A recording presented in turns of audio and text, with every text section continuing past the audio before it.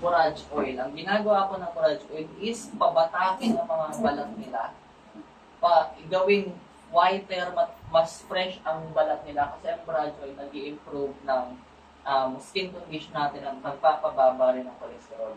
Avocado oil, ito naman po yung nagpo-protecta sa katawan natin. Marami po siyang antioxidant para hindi tayo masyadong tamaan ng mga free radicals. Pag sinabi natin free radicals, minsan dito bakit tayo nagkakasakit. Then squalene, ang equivalent niyan is fish oil. If may mga repeated po sa ng fish oil, yung omega, gano'n. Then evening primrose oil. Isa rin po ito sa mga premium na product na makikita natin sa market na sobrang mahal at sobrang mahirap i-afford kasi very rare din siya sa market. Ang evening primrose oil yung ginagamit para sa mga kababaihan. That's example, may kilala tayong may menstruation problem, yung hindi niya natamaan, nag-aalala sa sarili niya. Pwede yung ginagamit ang evening primrose oil para ma-resume yung cycle at maging healthy ang isang babae. Kasi alam naman po natin na maraming differences sa katawan ng babae at sa isang lalaki na mga unspoken na nasa sa atin na lang at nasa mga babae na lang din na hindi na sinasabi sa iba. Then marine collagen, ayan, ang ginagawa rin po niya is nag-enhance ng repair and healing sa katawan natin. Lahat naman din po tayo pamilyar na sa collagen muna. Mga collagen na nilalagay sa mukha natin, mga collagen na tinitake natin, and ayun. Dito, makikita natin na leading causes of death worldwide noong 2019. Andyan sa top 10 is cardiovascular disease, cancer, respiratory disease, digestive, neuronal, dementia, diabetes. Yan yung mga klase na sakit na hindi natin maiiwasan at hindi natin magagawa ng paraan kung hindi tayo mag-take ng action. Pagdating yan sa baba, yun yung mga natural disaster, fire disaster, drug abuse na hindi na makakover na kung anong meron tayo. Dahil sa atin po, sabihin na natin na ang oral stem cell po natin is hindi lang basta supplement. Masasabi po natin siyang supplement on regulatory basis lang, pero hindi lang siya basta supplement dahil ito ay live at active. Kaya pag sinearch po natin sa Google, baka mabasa nyo, high-risk product. Pag sinabi po kasi yung high-risk product sa FDA, ang high-risk product, ibig sabihin nun, high-risk pag hindi na-contain at na-handle na maayos. Kaya po dito tayo sa Leeway, hinahandle natin siya na maayos kasi active at buhay nga yung stem cell natin, kaya siya naging high risk. Ang ginagawa ng ating stem cell at lahat ng ingredients na binanggit ko is to supplement ang pangangailangan ng katawan natin, i-prevent kung ano mang mangyari sa katawan natin, protektahan tayo sa kung ano pwedeng umatake sa atin, i-repair ang lahat ng damages sa katawan natin, i-detox, linisin ang katawan natin, ulo hanggang paa, especially i-regenerate. Kasi dito sa stem cell natin, sa asan yung bote? Dito po sa stem cell natin, which is, yung tinawag ko? Ang fourth year po natin, on its 7th edition na. 7th edition, kasi ang company natin, pinapatakbo ang research and development ng stem cell natin for almost 18 years already. Wala nang ibang product kundi stem cell lang, focus lang sa reverse aging. Kasi sa atin, sa Leeway International, ang focus natin, ang lahat ng pangailangan nasa isang capsule, nasa isang bote, nasa isang lalagyan. Bakit? Ang value at goal po namin sa Leeway International is matulungan lahat ng tao. Hindi lang basta mayaman who can afford, hindi lang basta may mga sakit na nangangailangan, kundi kahit yung mga mahihirap. Kasi alam natin na ang sakit walang pinipili yan. May pera man, wala, o may kaya. At dito sa ating stem cell sa ating live stem cell, it is enough to cover lahat ng pangailangan sa katawan natin. At yun ang standard natin sa Leeway International. One box of this, wag po kayo mag-alala, hindi naman po namin binibenta. Share lang po namin. Dahil ang gawa po namin is to outreach sa mga tao. outreach sa mga nangangailangan, outreach sa may mga sakit, at outreach sa gusto pang magkaroon ng pagbabago sa buhay. Mamaya i-explain pa po namin kung ano po yung ibang bagay tungkol doon. Proceed po muna tayo. So, ayun. May dadagdag po ba kita? Alam mo na. Tuloy lang. So, ito po yung isang ganap namin sa Singapore this January. Kung mapapansin nyo, malaking lugar, di ba? Ano po sa tingin nyo yung lugar? Mukha po ba siyang cine? Ganun. Mukha po ba siyang mall? Ano po sa tingin nyo yung tsura ng lugar? Sinihan. Mukha po sinehan. Pero yung buong part po na yan is isang parte lang ng opisina ng Railway International. At ang ginaganap dyan is nire-remind namin ang lahat ng tao at lahat ng nasa loob ng Railway International kung anong ginagawa natin sa Railway. Unang-una, pinapaulit-ulit namin ihatid at sabihin sa mga tao yung method para maging true winner tayo sa buhay. Hindi lang basta sa financial, kundi sa mga relationship natin, sa mental health natin, and marami pang iba. And how to conduct an effective meeting. How to conduct an effective meeting na sa masasabi natin, how can we, or paano po natin magagawa ng paraan at solusyon yung pag-outreach natin sa mga tao para mas marami pa tayong matulungan, marami tayong maabot. Then, ayan. Attitude is everything. Isa to sa pinaka-tinuturo sa loob ng Railway International. Attitude.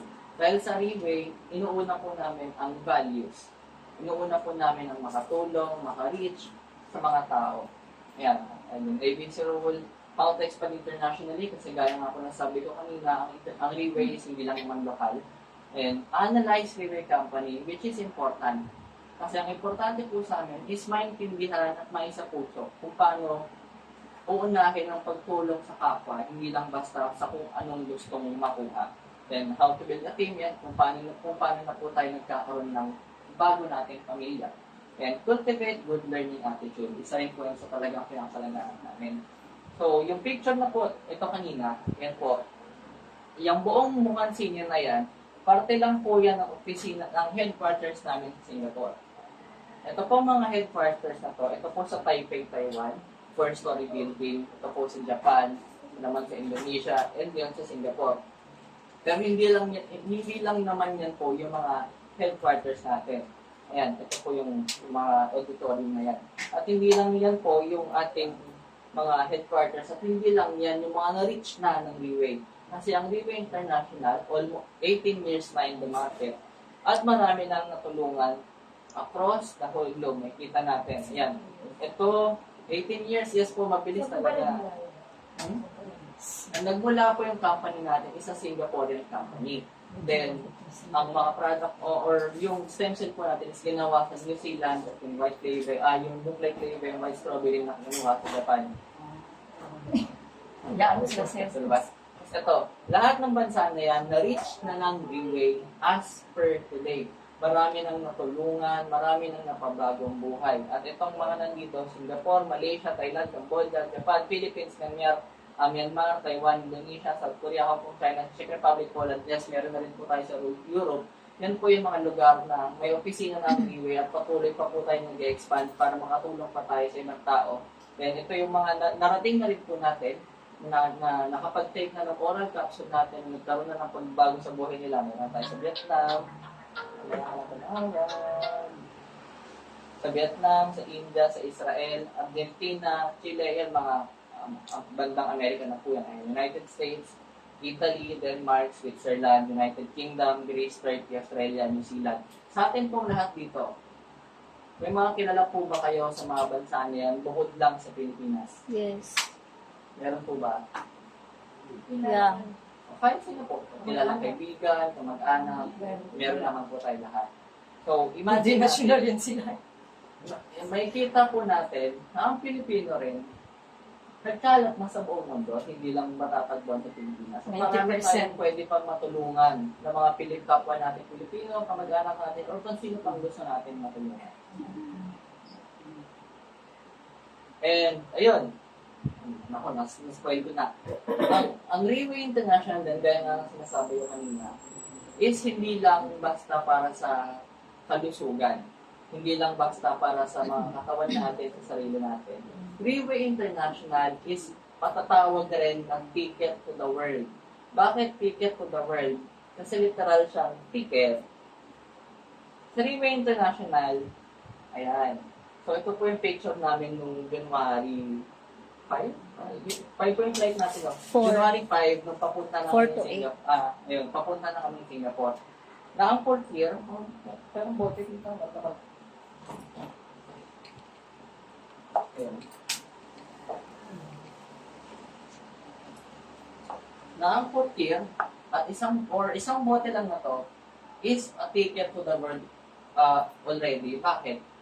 Ang isang bote na to, pwede tayong madala sa kung saan natin gustong lugar. Imagine lang natin.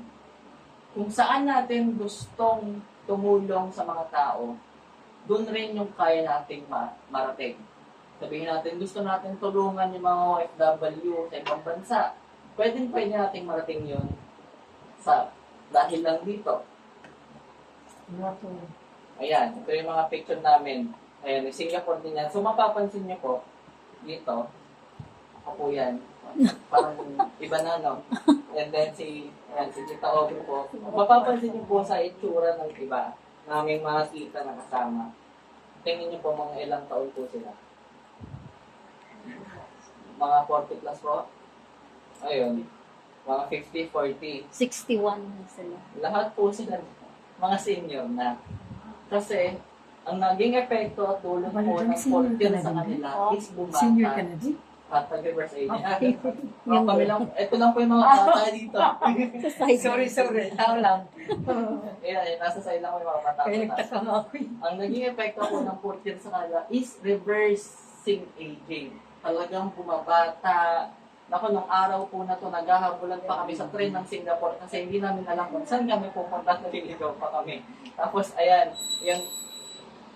yan po yung sa auditorium na parang debrief po after namin umattend ng 17th Gala Anniversary Dinner na 25,000 katao. May mga lamesa kaming malalaki, siniservan kami ng pagkain buong araw para lang mapunta doon sa party na yon. Ayan po yung table namin, yung mga suot namin, mga kagaw, mga nakatoksido pang lalaki. Kasi yun, ganun po tayo ginavalue ng Leeway. As much as we do to help the community, as much as we reach out to people, binibigyan rin tayo ng Leeway pabalik ng mga ganitong klaseng event, recognition na kung saan hindi lang basta-basta. Gaya nga na sabi ko, 25,000 katao. Ang Singapore Expo, kasing laki yan ng MOA, buong MOA complex. Sobrang haba, kailangan mo 20 minutes na karin from entrance to dulo para lang ma-reach. Yung 25,000 na tao na yun, pinagsama-sama ng Leeway, ginastosan ng Leeway, ng hundreds of billions of money para lang mabigyan ng value ang mga nasa Leeway. Ayan, andalit po ako, diba?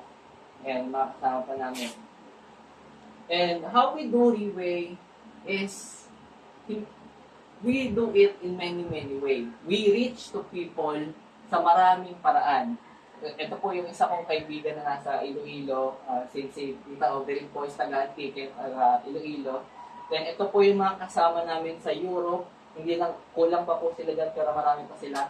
Mga doktor na po sila, mga licensed professional na ginagawa at ginugol sa Leeway para makatulong at makapag-reach pa ng mga tao. Then ito po kami, mga kasamahan namin sa Molino, dito sa Bacoor.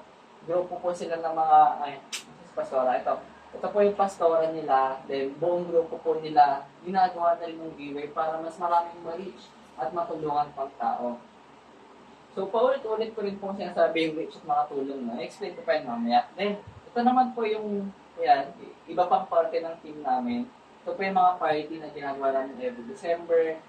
Ito po yung team namin na mga, wait lang, explain ko very quick. Ito po sa picture na to, ito po yung pinaka nag-introduce sa amin ng Leeway at kung paano kaming mga wala namang kaya at mga negative sa bulsa is na-reach at patulungan ng Leeway. Ito po si Sir Eric Chok. Siya po yung 4th generation businessman ng Brunei. So, sobrang yaman niya na hindi niya na kailangan gawin to. pero ginagawa niya pa rin ang leeway para makatulong sa mga tao. At ito po ang asawa niya, si Dr. Ancina, pwede po i-search yan sa Facebook. Si Dr. Ancina po is a doctor and professional, licensed professional na ginagawa ang leeway para mas ma-reach at maraming matulungan ng tao. Dahil personally, si Dr. Ancina ay natulungan ng pulpir na to. Ang storya niya po, hindi na po ako mag-share nun. Siya na po bahala mag-share nun some other time. Kapag nagkaroon po tayo ng chance and event na kasama siya. Then, ayun, panin ako dito. Ito po yung recognition night and papansin niyo po ang mga mukha, di ba? Ayan po yung mga recognition night na explain pa natin na mamaya. Ayan. Ito po yung recognition night. Pagdating sa recognition night, ito po yung gabi na nare-recognize tayo na mga tumulong at nakapag-reach na sa mga tao. Ayan, yung mga 1-star, meron po silang at least 7 or 8 na taong natulungan. Mga mabago yung buhay, tapos 2-star, 3-star. Ayan, Team Elite Bravo, ayan po si Tita Aubrey. Hawak niya pa yung medal niya yung trophy. Kasi dito sa Liway, ganun tayo ka-value. Binibigyan tayo ng binibigyan tayo ng trophy, binibigyan tayo ng pin, sash na para bang graduation na natin. At hindi lang naman yun, meron pang iba. So, ito rin po yung picture ni Tita Aubrey kasama yung mga European leaders niya sa Bangkok, Thailand, no, October 2024. Ayan, mga doktor po yung mga nasa likod. Yan, gusto niyo forward to the dito. Yung mga story niyo. Sige lang.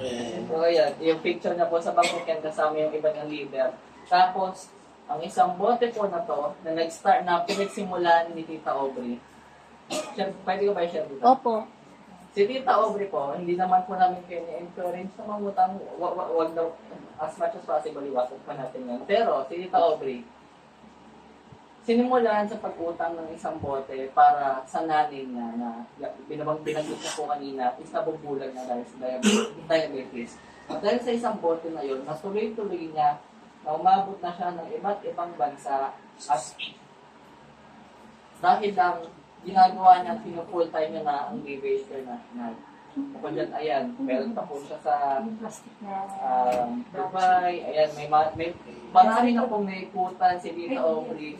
Na kung tanungin niyo yan ngayon, pwede po yan lumipad sa Europe kung saan Middle East ngayon.